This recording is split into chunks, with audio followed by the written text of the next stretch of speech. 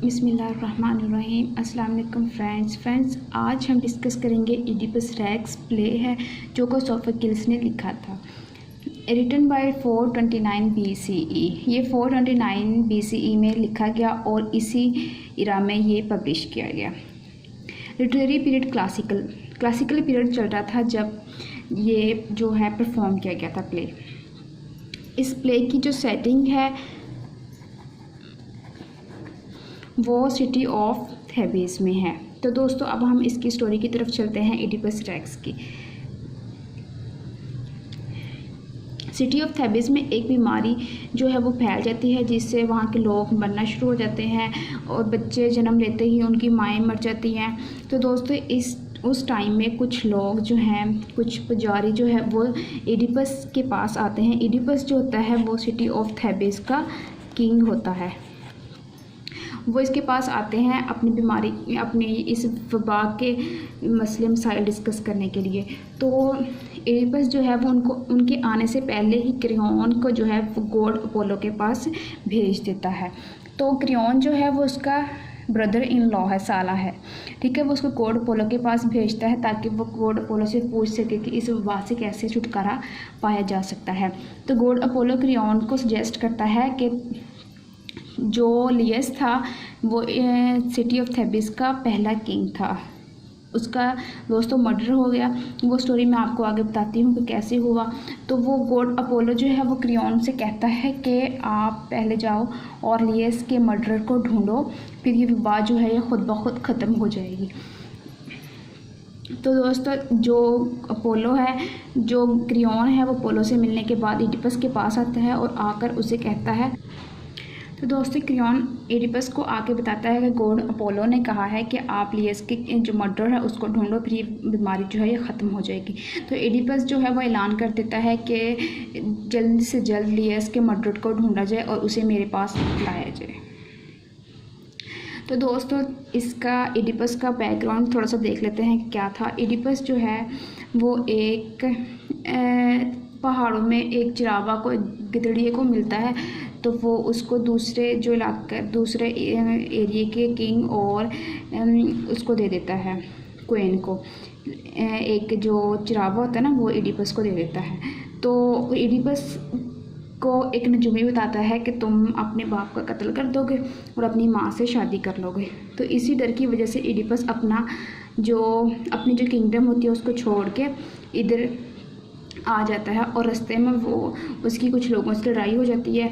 तो उसमें किंग लियस भी होता है, तो वो उसको मार देता है और उनको एक चुड़ैल से छुटकारा दिलवाता है जो कि उन पर काबिज हो चुकी होती है। तो जब वो उनसे छुटकारा पाता है तो वहाँ के जो लोग होते हैं वो उसको अपना किंग बना लेते हैं इडिपस को।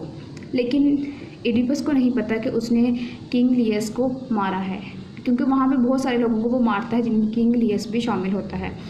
तो वो इस सिटी ऑफ थेबिस का जो है वो किंग बन जाता है इडिपस और लियस की वाइफ जुकास्टा से शादी कर लेता है। तो दोस्तों यहाँ से ये इसका बैकग्राउंड था।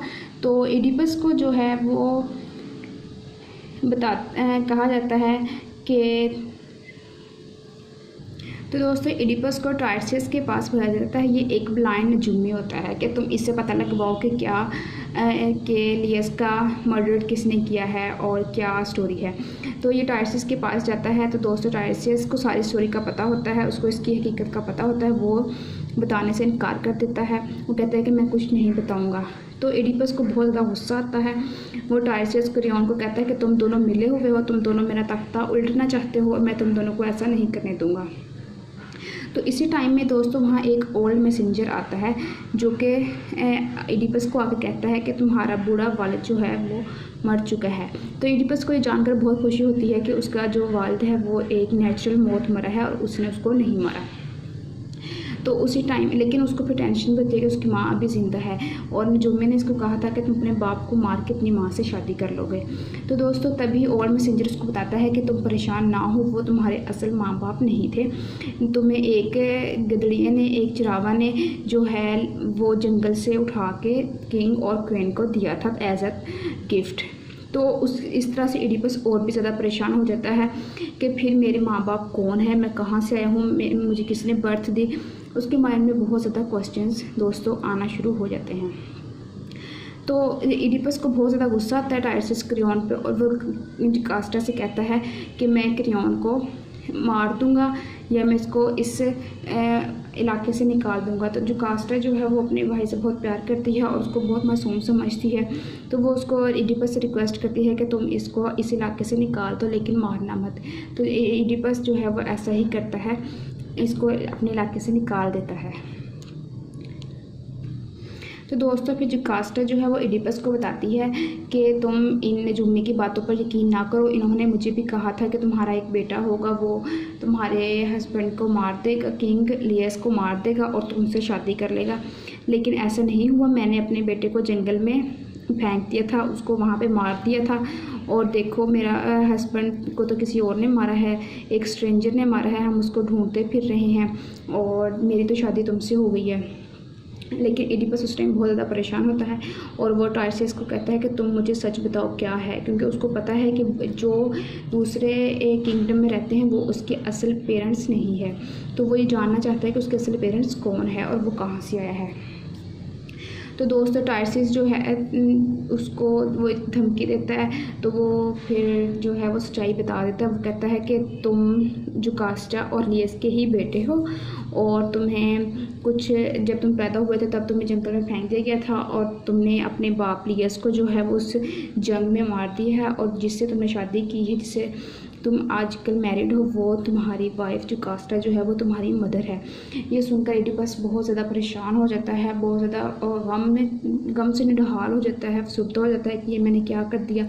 मैं तो अपने इस नजूमी की जो बात थी उससे भागने के लिए अपना किंगडम छोड़ के आया, और जहाँ पे मैं आ गया वही मेरा किंगडम है, वही मेरे पेरेंट्स है, ये मैंने क्या कर दिया।